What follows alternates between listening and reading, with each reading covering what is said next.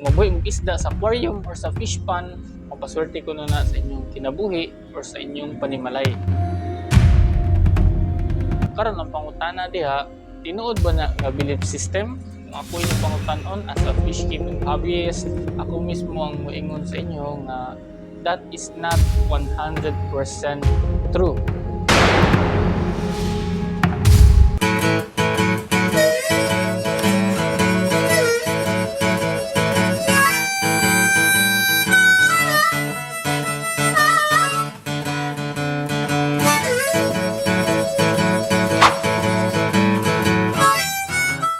What's up mga kabosing, may buntag kaninyong tanan. So welcome for a new episode here in Ramon's Fish Farm Paradise.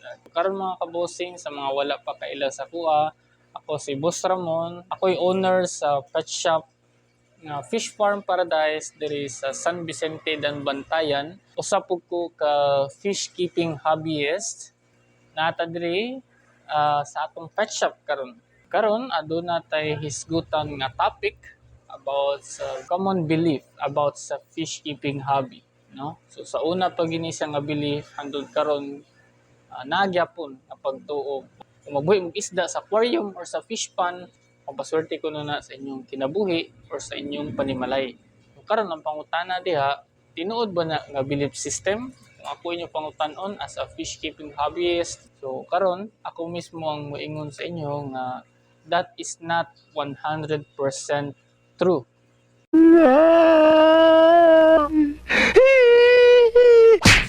Oh, may buong mo no. As a fish keeping hobbyist ko, mo ni ang produkto nga akong gibaligya sa mga tao.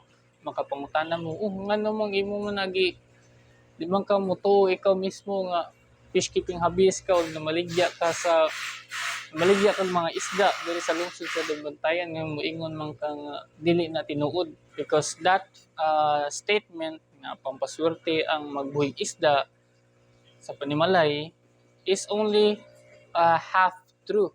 So 50% ra ang tinuod ana.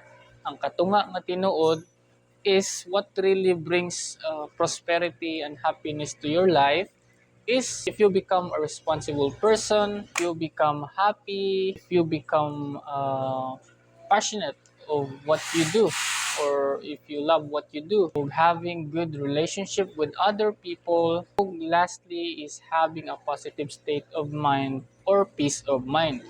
So motong mga butanga ang makahatag jud og prosperity o kalipay sa inyong panimalay. Kung hilig jud kay ka sa fish keeping hobby, then this hobby is for you, fish keeping hobby. So diha pa mo sulod nga ang fish keeping mo attract o prosperity sa imong kinabuhi kung passionate enough ka sa fish keeping hobby, kung hilig jud kay ka sa isda, no?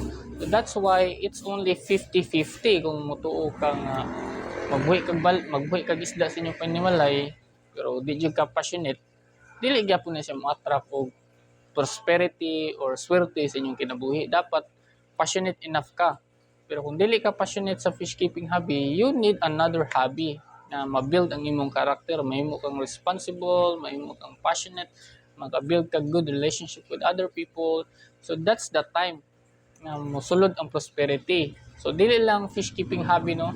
Pwede ka, kung passionate ka sa sports, then pursue the world of sports. If you're passionate about artworks, so pwede po ka mo pursue ana nga passion where you can be responsible, you can meet another people who have the same passion as you.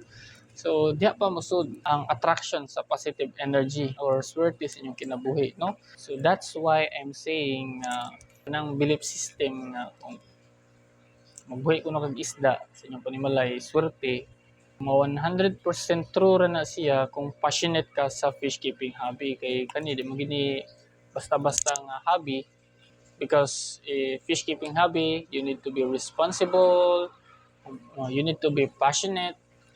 Kung musulod ka ning hobby, makamit po kag other people na hilig pod o mga isda or passionate pod sa fish keeping hobby, and you can build good relationship with them. Kanya while nagtan-aw ka sa aquarium, it brings also peace of mind, no? para malingaw man ka, no? So mo tong mga butanga nga maka-attract og happiness or prosperity sa imong kinabuhi. Dili ang pagbutang og aquarium sa balay mismo, kundi ang ginatudlo sa imuha, no? Just like for me, I've been keeping ornamental fish since I was a kid. This coming September o mag 4 years na ko nga naninda ning isda nya karon naka-manage ta og open og pet shop diri sa Dambantayan, San Vicente. So mo sa ni na-attract nako kay passionate man ko sa fish keeping hobby. So mo to na-attract nako ang mga good people, nahimo kong responsible person sa pag-atiman aning lain-lain akong stocks diri. Nahimo kong malipayon sa akong pagpamuhi og mga isda. Naka-build ko good relationship sa mga kaubanan nato sa atong mga fish keeping community. Pas ganahan kay ko sa fish keeping community sa atong group sa Dambantayan Fish Keepers, Bugo Aquatic Fish Plants o Medellin Ornamental Fish Keepers. So ganahan kay ko sa among community kay very positive kayo o very passionate kayo ang mga members sa fish keeping community. So usa na nga ako giganahan sa fish keeping hobby kay positive kayo ang mga kaubanan nato nga mga fish keeping hobbyists. So unya malingaw man sad ko magtan-aw sa aquarium. It gives me peace of mind. Magtan-aw ko kada gabi, na mamawag na kog suga, aquarium na lang magsiga. So mo to tingali karon attract na ko ngayon naka-build na tag pet shop. Mo na makaingon na sad ko nga dili ingon nga ang pagpamuhi ang nakadag swerte, kundi ang akong pagka-responsable, ang akong pagkamalipayon, pakitungo na ko sa ubang tao, that what attracts positivity to life, no? Mo to mga butanga. So dili lang ingon ang pagpamuhi ra og pagbutang lag aquarium sa balay mo na makahatag swerte, kundi ang imong kaugalingon mismo, no? So silbi ang kanang pagpamuhi ng isda, silbi instrumento ra na siya, no? Aron makatpong ka, aron mahimo kang responsable, aron mahimo kang malipayon, aron makabuild ka good relationship with other people, and you can also have peace of mind. So fish keeping hobby is just an instrument for you to become happy, or for you as a person to attract prosperity and positivity in your life or swerte, no? So dili lang ingon sa fish keeping hobby ra, no? Kung depende kung asa ka passionate. Kung passionate ka sa sports, passionate ka sa arts, passionate ka sa music, so go ahead. So buhatan na kung asa ka passionate, no? And for those people who love fish, keeping ornamental fish, so nata diri sa Dambantayan, willing tam provide og mga different varieties sa mga isda aron convenient na bitaw sa inyo, ha. Aron experience po nyo kay usa akong goal ani god nga makamit kog other fish keeping hobbyists kay ganahan kong makigstorya sa atong mga kaubanan nga passionate kayo sa fish keeping hobby niya, mag-sharing of ideas tayo, sharing of experiences. So usa na gid nga akong ganahan sa pagpaninda nako og isda kay makamit ko og lain-lain nga fish keeping hobbyist usab. Okay, so mao to mga kabosing sa ganahan mosuri diri sa atong pet shop.